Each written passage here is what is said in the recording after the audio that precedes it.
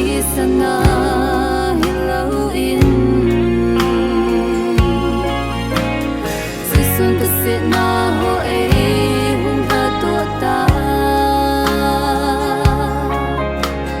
Kim pyo chunga along ki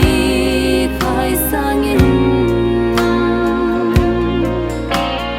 Athina ke din nunup na hong hita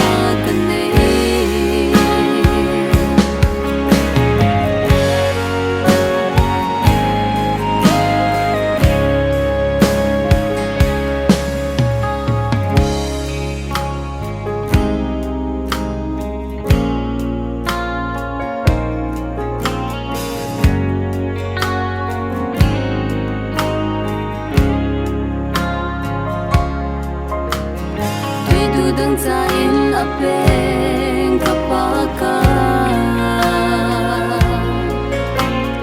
Ke chon se zala kum tho ana hi so